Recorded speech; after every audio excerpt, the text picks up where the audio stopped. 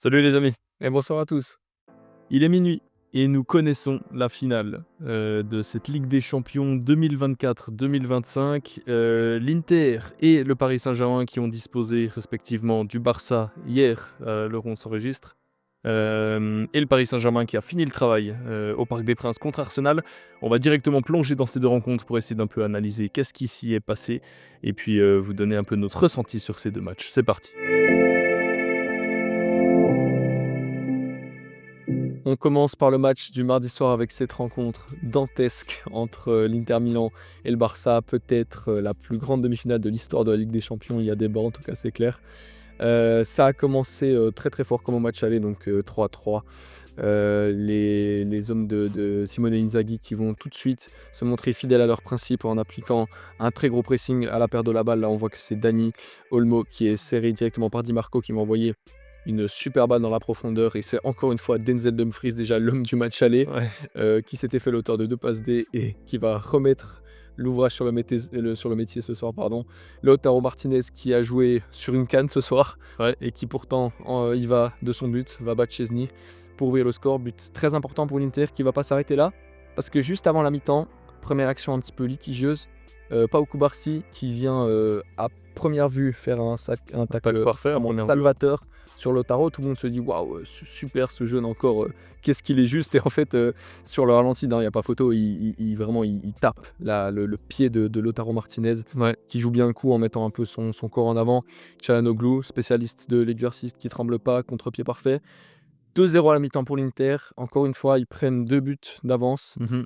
Et encore une fois, le match va tourner. Encore une fois, le match va tourner, ouais, parce que le remplaçant de Baldé qui, il faut le dire, ne répond pas forcément aux attentes depuis qu'il a pris cette place de titulaire, Gerard Martin, qui va avoir un moment de folie complète.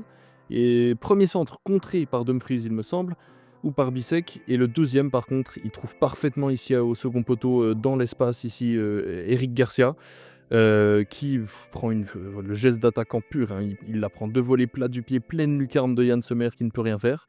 Le Barça qui, dans les 10 premières minutes, comme on peut le voir ici, 53e, revient, dans les 10 premières minutes de la deuxième mi-temps, revient à 2-1, et là, le momentum est complètement inversé. Autant l'Inter, en première mi-temps, ils avaient tout le stade derrière eux, chaque récupération de balle, chaque projection était dangereuse. Là, le Barça revient directement, et là, on sent que l'Inter, ça reste quand même une équipe de 11 êtres humains, et dans la tête, ce but fait mal.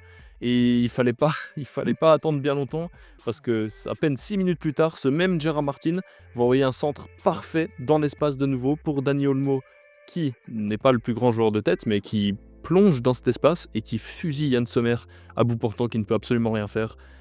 Tout le but, voilà, de nouveau dans la lucarne opposée. Et le match devient complètement fou, parce que 5-5 cumulé, le Barça qui revient en à peine 15 minutes en deuxième mi-temps. Et c'était après ça, le match, on a senti que les deux équipes se sont dit: bon, on a eu chacun nos temps forts, nos temps faibles. Maintenant, tranquille, on prend moins de risques. Il y a eu un peu de fatigue physique et émotionnelle aussi, gentiment. Ouais, Ça fait ressentir, ouais, je trouve. sûrement. Et les équipes n'avaient pas envie de se livrer trop, parce que celles qui encaissaient, là, ça commençait à sentir le roussi. Et sur une énième ressortie de balle de l'Inter après une récupération où Barella tente de trouver ici Taremi qui se projette, Barella perd la balle, malheureusement. Barella perd la balle. Récupération de Fermin qui s'appuie ici juste sur Pedri. Et on voit, Rafinha, il a déjà vu. Il a déjà vu ici qu'il allait être seul. Darmian avait été obligé de serrer ici sur Ferran Torres. Il est tout seul. Et quand on sait la puissance de la frappe de Rafinha, qui est clairement cette saison un des meilleurs finisseurs, voilà, dans cette situation, il fusille littéralement Yann Sommer. Il va essayer de croiser cette frappe. Il n'y parvient pas, mais Yann Sommer ne peut faire que repousser la balle.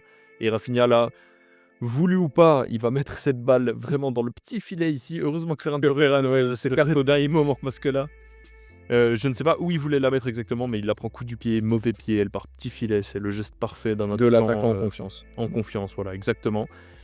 Et là, on se dit, le Barça, 3 buts en une mi-temps à Giuseppe Meazza. Qui réalise ça normalement? Personne, à part eux. Ils ont été capables de retourner le match. Et là, on se dit, c'est bon, le Barça est en finale. Personnellement, devant ma télé, j'ai dit à mon petit frère qui est pour le Barça, j'ai dit, bravo, vous êtes en finale.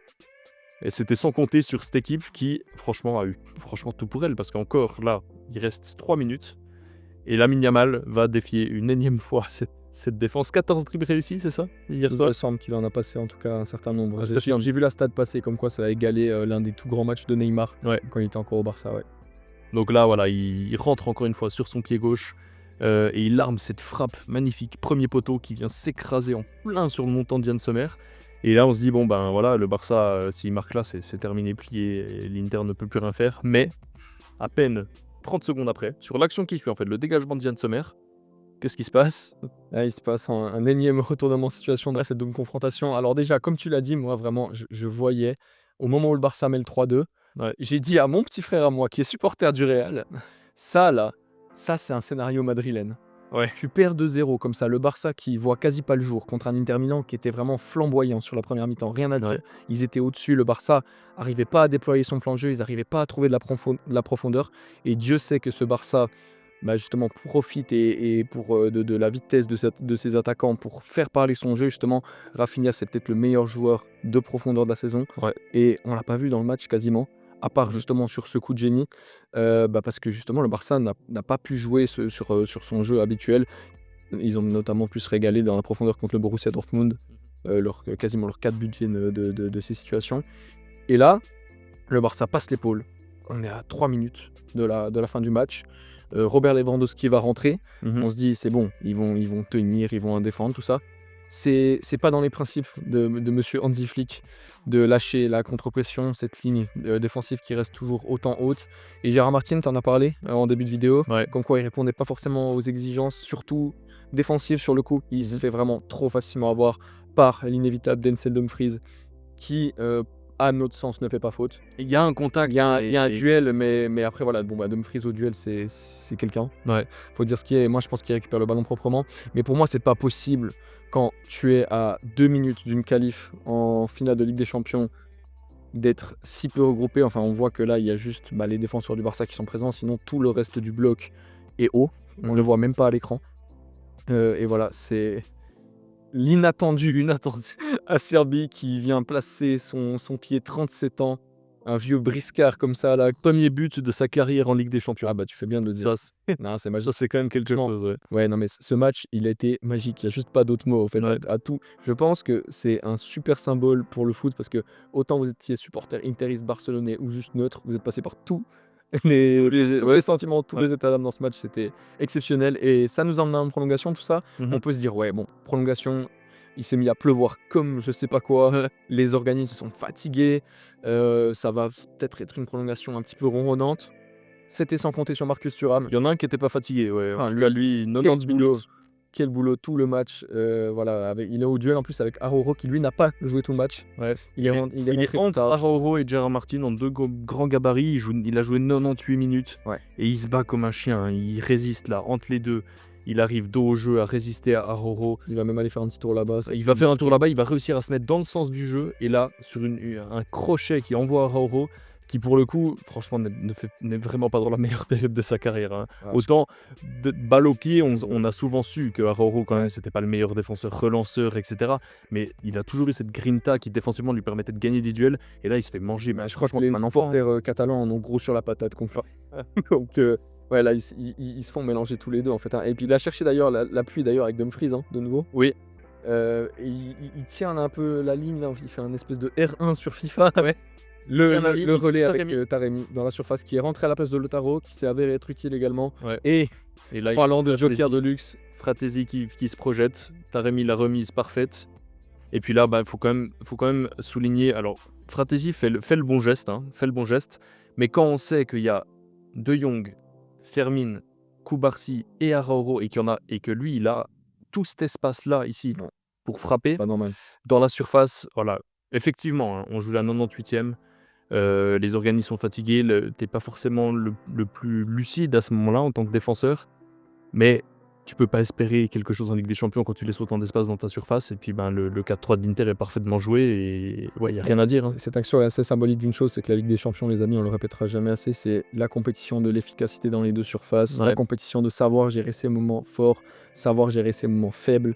Et l'Inter, la stat est frappante, a mis 7 buts sur la double confrontation en 9 tirs cadrés. Ouais. Voilà, c'est certainement la stat qui dit un peu tout sur cette double confrontation. Et puis, en plus, sur cette action-là, Si on peut parler du positionnement de Chesney, je trouve qu'il est vachement proche de son poteau là.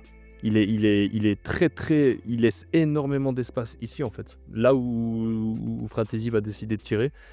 Erreur de placement ou pas, mais en tout cas, toute la défense du Barça a quelque chose à se reprocher sur ce but-là. Ouais. Citation. Tout l'inverse de son opposant du soir, Yann Sommer. Yann Sommer, qui avait pu se chauffer après 5 minutes sur un arrêt tranquille, comme ça, voilà. Mais après, que dire? L'échauffement était terminé là. Là, Oh là, ce screen-là, il est terrible pour Eric Garcia. je sais que tu as envie de mettre, et à juste titre, de mettre en cause Eric Garcia sur l'action. Ouais. Mais quand même, faut aller la sortir quand on voit comme il est loin, Yann Sommer. On sait aussi que c'est pas le gardien qui a la plus grande envergure. Mhm. Et il va sortir ce ballon Avec pour un arrêt. Alors, clairement, à vitesse réelle, on se dit, ok, Gordo Banks sort de ce corps. Ouais.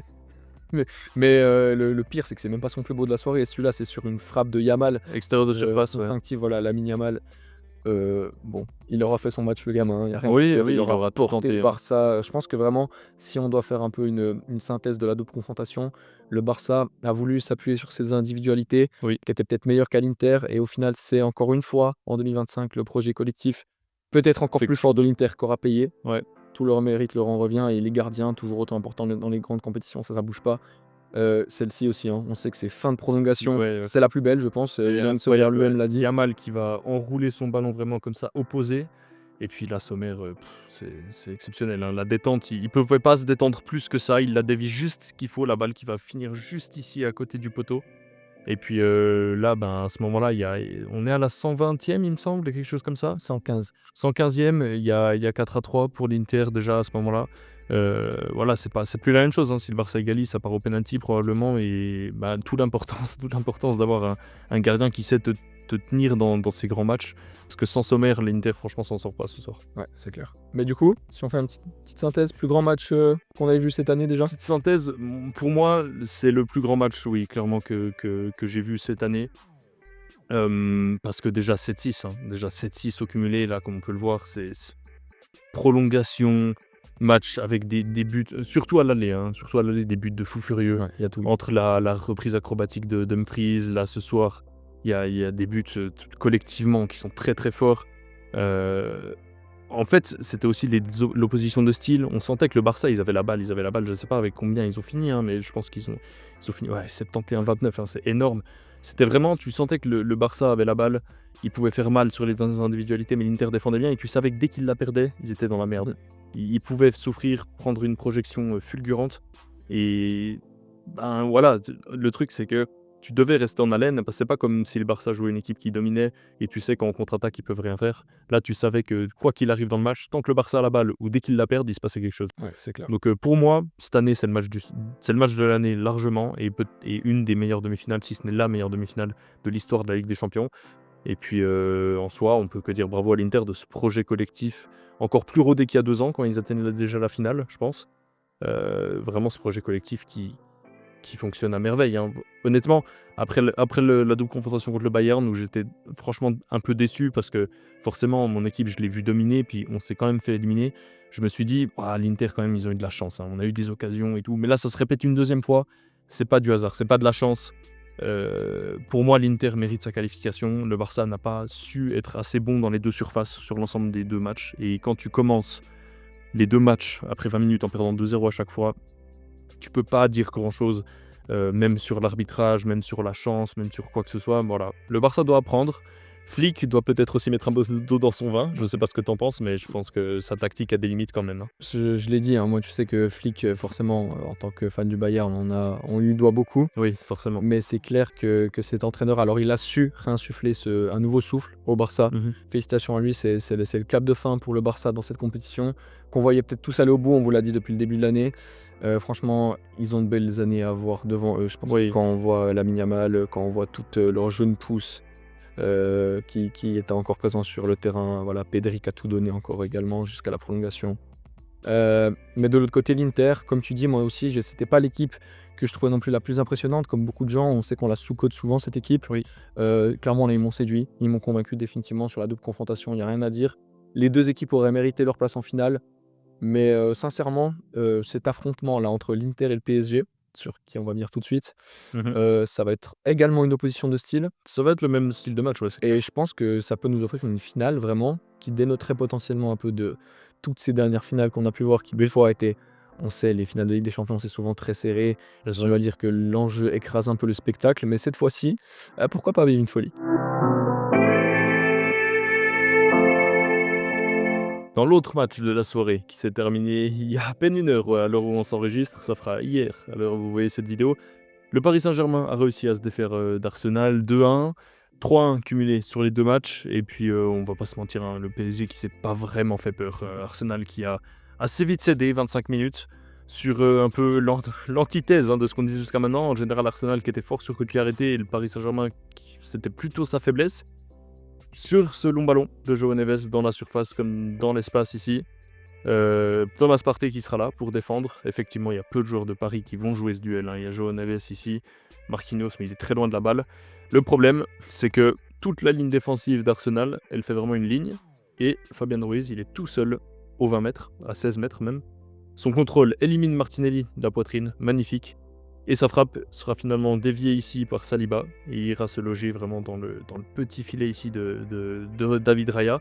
Ça fera 1-0 pour Paris dès la 25e minute. Et honnêtement, Arsenal peut s'en mordre les doigts parce qu'ils avaient quand même franchement bien commencé ce match. Et on commence à se demander si Paris pouvait douter. Bah ouais, c'est vrai, super rentable. Là, des hommes d'Arteta, on sait qu'à l'aller à l'Emirates, ils n'ont pas vraiment vu le jour de la confrontation. Je trouve Paris avait d'emblée pris l'avantage. On sait que Dembélé a marqué à la 3e minute. Après, pareil, ils sont créé beaucoup d'occasions tout le match. Là, c'est vrai qu'on s'est dit, peut-être un petit peu le scénario inverse. Arsenal qui, d'entrée, met une pression assez énorme. J'ai souvenir de 3 grosses occasions, dont des très belles parades de Gigio, encore une fois, l'importance d'un grand gardien, de Donnarumma, déjà super bon à l'aller, homme du match. Au retour, il a fait aussi son travail. Mais voilà, dès le moment où Fabian Ruiz met ce pétard, la tendance s'est un peu inversée. Et là, Paris a repris son contrôle un peu. On avait l'impression qu'on était retourné une semaine en arrière à l'Emirates. Voilà, Paris qui a vraiment géré son match. Il n'y a pas eu vraiment de moment de doute, comme tu le dis. Il y a même eu une situation de penalty pour Paris. Alors c'est vrai que devant le match, on était tiens, peut-être que c'est le penalty sur Saka, ça va relancer le match. Il y avait une situation un petit peu flou, personne l'avait vu, personne n'avait même réclamé ce penalty. Mais en fait, il y a une main Du jeune Louis Kelly, c'est malheureux, mais c'est malheureux parce qu'elle dévie à peine la trajectoire de la balle. mais sa position est vraiment pas très naturelle. Ouais, si on va dans le sens du jeu, on se dit c'est con de donner penalty là-dessus. Voilà, malheureusement, c'est les règles du sport. L'arbitre est obligé de donner Mais penalty. peut-être qu'il y a une justice parce que David Raya le sort. C'est vrai que c'est pas le gardien non plus qui est le plus réputé sur penalty. Vitinha à l'inverse, très bon tireur, mais voilà, il garde les Gunners présents dans le match. Alors à ce moment-là, encore une fois, on se dit peut-être ça va créer un tournant du match. On sait des fois que ce genre de fait de jeu peuvent créer une sorte d'électrochoc chez une équipe. Non, Arsenal a continué de dormir un peu, j'ai l'impression. Tellement que voilà, à l'orée de leur surface, encore une fois, Thomas Partey, c'est dommage, lui qui était de retour. Et ce soir dans l'alignement des Gunners, qui est un pion essentiel d'Arsenal cette année. Sur la passe en retrait de Kvara, voilà, il a le temps de contrôler, peut-être de redonner à Timber, voire de dégager tout simplement. Non mais le pressing, et il faut dire le pressing constant d'Hakimi. Hakimi qui a fait un match plein, il était partout, défensivement, offensivement, il se projetait sur chaque contre-attaque. Et l'homme du match pour lui. Et l'homme du match. Et d'ailleurs, sur cette contre-pression, comme quoi ça paye de presser pour une équipe, c'est clair. Hakimi va récupérer, ça va venir dans les pieds de Dembélé qui va faire la remise parfaite. L'altruisme de Ousmane Dembélé. Et voilà, Hakimi qui va parfaitement enrouler comme ça, ça frappe juste là dans le petit filet. Ça fera 2-0 pour le PSG. À ce moment-là, il reste 20 minutes. Mais pour revenir sur cette action, tu vois, c'est exactement ce qu'on a dit avant. On a parlé des forces de l'Inter, des forces du Barça, la force collective du PSG. Est-ce que c'est pas justement cette équipe qui combine un peu la force collective et les individualités? Ouais, complètement. Tu vois, parce que combien de fois on a parlé de ce PSG de stars, justement, où il y avait des problèmes d'ego dans le vestiaire et tout ça. Et voilà, on en a fait les louanges 1000 fois cette saison. Ce PSG est une équipe. Ouais, complètement. En fait, ils ont plaisir à jouer ensemble, ils ont plaisir à se donner des caviars comme ça. Là, Ousmane, il peut aller tout seul, je pense. Ouais. Il rentre comme ça, là, et il a cette espèce d'état d'esprit, justement, d'équipe, vraiment, d'aller la donner à Hakimi. Hakimi qui a travaillé, franchement, tous les joueurs ont tellement travaillé. Moi, je pose la question, par exemple, si les autres attaquants européens, honnêtement, il y en a peu qui font la passe. Si je pense à un Mbappé au Real, à un Salah à Liverpool, des joueurs qui sont un peu plus attirés par le but, comme ça, je pense qu'il y en a beaucoup qui tirent. Et honnêtement, est-ce qu'on peut leur en vouloir? Pas forcément, mais force est de constater là pour le coup que c'est Hakimi qui est le mieux placé pour tirer. Il est face au jeu. il est plus proche, légèrement plus proche du but que Ousmane Dembélé. Donc, Ou même Kvara. Hein. Kvara, combien de fois il peut rentrer sur son pied droit, Oui, qui est un de ses points forts, et il préfère justement faire la passe. Ouais. C'est d'ailleurs sur cette situation que Ousmane Dembélé ouvre le score à l'Emirates. ouais. Et à ce moment-là, du coup, on se dit, voilà, peut-être que le match semble plié, 3-0, il reste 15 minutes. Jusqu'à ce que Marquinhos essaye un peu trop d'user de son vice, je pense, de son expérience. Il se C'est dit, fait avoir là pour le coup. je suis dans une situation délicate. Je trouve ça avec Emmanuel aussi, je trouve. Je suis l'un des derniers défenseurs. Si je tombe, l'arbitre sifflera. Je pense qu'il s'est dit ça. Malheureusement, le contact est trop léger et puis Trossard peut s'échapper. Et là, ça donne une belle situation de 4 contre 2 presque, voire 3 ici. La balle rebondit sur Pacho et revient dans les pieds de Bukayo Saka qui a à nouveau un Par 2 fois. favorable sur Hernandez et il peut marquer dans le but vide. Et puis voilà, on a l'impression qu'il n'y avait que comme ça qu'Arsenal pouvait marquer. Un concours de circonstances, une faute un peu, un contact non sifflé, litigieux, un compte favorable. Voilà, ils finissent par marquer sur la double confrontation.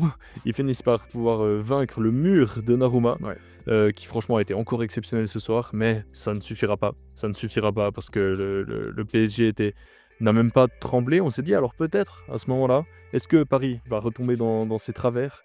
On sait le passif qu'ils ont par rapport au match un peu tendu de Ligue des Champions. Non, franchement non. Arsenal n'a même pas su se mettre encore une fois le PSG en danger pendant les 15 dernières minutes du match. Paris qui a tranquillement géré son avance et puis honnêtement sur la double confrontation qui mérite à 100% de qualifier pour clairement, la mais Ligue des Champions. personnellement j'ai été très déçu d'Arsenal sur cette demi-finale. Parce qu'après avoir quand même sorti la performance, est-ce que c'était vraiment une si grosse performance cette année, le débat est ouvert, mais d'avoir sorti le Real quand même, faut le faire, 5-1 sur la double confrontation. Beaucoup de gens nourrissaient de grands espoirs avec cette équipe, parce qu'on sait que c'est cette équipe justement 5e saison blanche de suite pour Arsenal depuis que Arteta est arrivé. Ce projet de jeu c'est compliqué parce qu'on a l'impression qu'il progresse chaque année dans le bon sens, mais finalement les résultats ne sont pas là pour le moment, ça paye pas. Ils finissent toujours 2e en PL, ça fait quoi 3 ans de suite il me semble. C'était 3 ans de suite, Ils sont pas les champions cette année, ils retournent dans le dernier carré après être tombés en quart l'année passée. On peut dire que c'est un progrès, mais là je suis déçu honnêtement parce que ils ont quand même montré une super grosse force de caractère tout au long de la saison avec tous les blessés qu'ils ont connus. Ils finissent tout en haut de la phase de ligue. Comme je l'ai dit, ils sortent le Real et là ils arrivent face à ce Paris Saint-Germain. Moi honnêtement je voyais une demi-finale ultra serrée où c'était quasiment impossible de dégager un favori. Et pourtant Paris, j'ai l'impression que de la première à la dernière minute de la double confrontation, ils n'ont pas vraiment douté comme tu as dit. Sauf peut-être les 15 premières minutes du premier match, du deuxième match, du match retour maintenant là. Ouais, mais tant que Arsenal n'avait pas marqué, c'est ça. C'est ça. Mais pour moi, le débat est assez simple autour d'Arsenal pour le coup. Effectivement, les résultats et les titres tardent à arriver malgré la progression. Ça fait 8 ans qu'ils sont avec 6 ans, il me semble, qu'ils sont avec Arteta, si ce n'est peut-être un peu plus ou peut-être un peu moins, mais ça commence à faire pas mal de saisons. L'année passée, ils sortent en quart. Manque d'expérience, on l'a dit, contre le Bayern. C'était clairement ça. Match retour, ils n'ont pas su exister. Un peu comme ce match retour-là, finalement. Cette année, ils passent le stade des quarts de finale. Ils arrivent en demi, ils butent en demi-finale. Moi, je pense qu'il y a vraiment... Ils prennent de l'expérience chaque année. Et ils arrivent chaque année à faire un peu mieux. Il y a une année, s'ils continuent de faire confiance à Arteta, je pense, et à améliorer leur effectif, parce qu'il faut le dire, ils doivent améliorer leur effectif. Mais honnêtement, alors oui, c'est la faute à pas de chance, Gabriel se blesse, etc. Mais honnêtement, numéro 9 de premier plan, si on l'a dit. Déjà, il y a ça. Et puis, en plus, je pense pas qu'avec des Kivior, Thomas Partey en 6, c'est des bons joueurs. Mais regarde, là, il y a un petit chiffre qui est intéressant, et j'ai même vu le chiffre sur la double confrontation, ils se sont créés plus de 5 XG. Sur la double confrontation, ils ont marqué qu'un but, et encore le but, il sort un peu de nulle part. Est-ce que c'est pas aussi témoin quand même d'un manque d'efficacité? Et ça, c'est encore quelque chose d'autre par rapport à la tactique, vraiment. Complètement.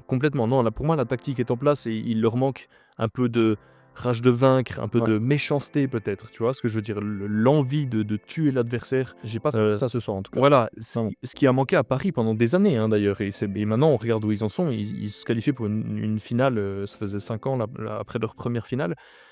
Pour moi la question elle est simple, c'est est-ce que maintenant on estime que Arteta, il a eu assez de temps pour obtenir des résultats, il a fait progresser cette équipe, mais pas suffisamment pour aller chercher des titres, est-ce qu'on passe à autre chose, est-ce qu'on passe pas à autre chose? honnêtement, je pense qu'Arteta, avec le boulot qu'il a fait, on peut lui accorder encore un peu de temps. Effectivement, ça prend du temps et ça doit être frustrant pour les supporters d'Arsenal de voir que l'équipe progresse mais qu'on n'a toujours pas de titre. Mais je pense que voilà, il faut peut-être aussi un investissement maintenant. Gros investissement, un gros Ne transfert. pas oublier aussi qu'il y a beaucoup de contenders en Europe qui peuvent prétendre à la Ligue des Champions et que c'est Forcément. pas un drame de tomber en demi. Pareil en PL, je veux dire, tu fais deuxième, il y a beaucoup de très grosses cylindrées qu'on fait moins bien Oui. qu'eux. Enfin, au bout d'un moment, évidemment, je comprends que les fans d'Arsenal, ça fait longtemps qu'ils ont envie d'aller chercher des gros titres. Ouais. Ils n'ont jamais pris la LDC, hein. Ouais. Ils ont fait qu'une finale. Donc voilà, moi je pense quand même qu'on n'est pas sur un club non plus comme le Real Madrid où une saison blanche est une catastrophe, Mhm. comme c'est le cas de ceux qui sont en train de vivre. Arsenal, c'est un club qui, je pense, était dans une phase très très piteuse il y a quelques années. Oui. Et là, force est de constater que c'est quand même une équipe qui fait plaisir, la plupart du temps une équipe stable. Maintenant, voilà, il manque toujours ce truc, comme tu dis, je pense un petit peu de grinta, un petit peu de mentalité de gagnant Ouais. et aussi un ou deux ajouts, je pense, comme je C'est disais, ça. particulièrement au numéro 9. Après, pour en venir à Paris, pour conclure là-dessus, franchement, tous les joueurs sont à plébisciter pour moi du premier au dernier. Je vois pas en fait autant une individualité que tout le collectif. Je vois rien qui marche pas. Ouais, Donnarumma, on en parlait comme un point faible au début de saison, mais là il est exceptionnel, c'est peut-être le meilleur à son poste. Mhm. Nuno Mendes, on avait mis dans notre analyse du PSG que c'était peut-être un petit point de difficulté, notamment défensivement. Au final, il a Pocket, Saka Ouais. et Salah. Donc voilà, tout le mérite lui en revient. Hakimi, on voit que c'est un mec qui est capable de monter, de mettre des buts. Enfin, il a une frappe, ce joueur. Ouais. Ils ont des joueurs clutch partout. Vitinha, Neves, enfin En fait, déjà et surtout qu'ils sont la en confiance. complémentarité de ce duo. Fabien Ruiz critiqué, là on voit qu'il répond présent pareil. Enfin, à toutes les lignes, quoi, ils sont totalement au point. Ouais, et tous les joueurs, en fait, on sait que c'est des joueurs de qualité. Même Fabian, on l'a vu à l'Euro, même quand on lui tombait dessus avec le Ouais. PSG. Hakimi, il a eu des phases pas faciles non plus à Paris. Nuno Mendes, il y a des fois où il faisait des erreurs, commettait des erreurs défensivement, les supporters lui tombaient dessus également, et à juste titre. Mais on sait que ces joueurs, intrinsèquement, c'est des joueurs très très forts. Et là, on le voit quand l'équipe tourne, quand tout le collectif est en confiance, forcément, tu performes à un meilleur niveau, au niveau individuel.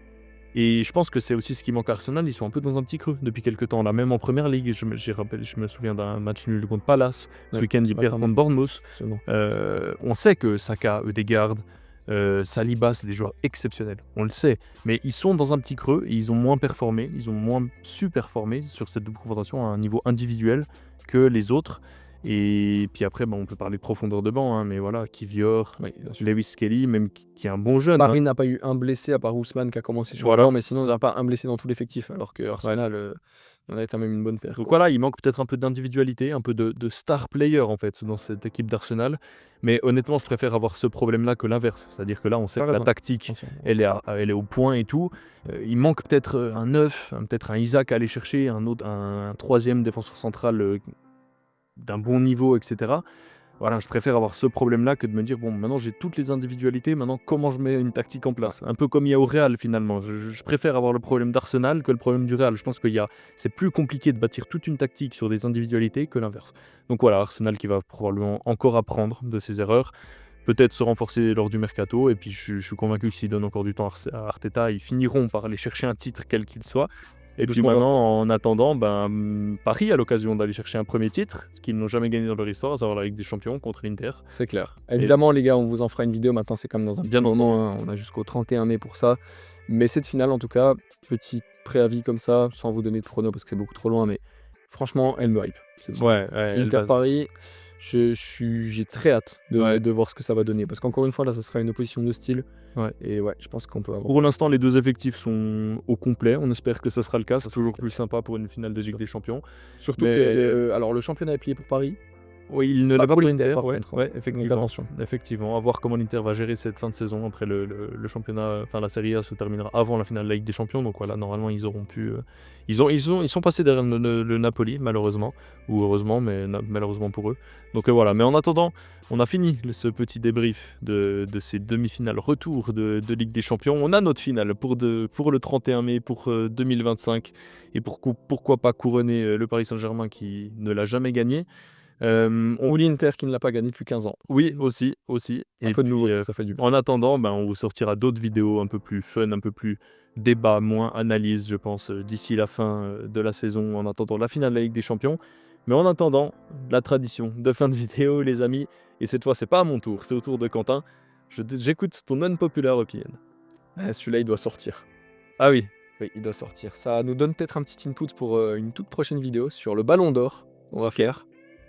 Je vais dire, les amis, que pour moi, dans un monde où les statistiques et les trophées sont des fois vus comme le seul critère par beaucoup de personnes, moi j'ai envie de penser au bien du football. Et pour moi, pour le bien du football, Lamine Yamal doit prendre le Ballon d'Or. ok, Et c'est ton unpopular. très facilement, Et si je suis sincère. en gros, au niveau du talent pur, Lamine Mais Yamal est le en meilleur fait, joueur du monde. Il a redonné, je vais aller très loin, mais il a redonné une hype au foot, ce mec.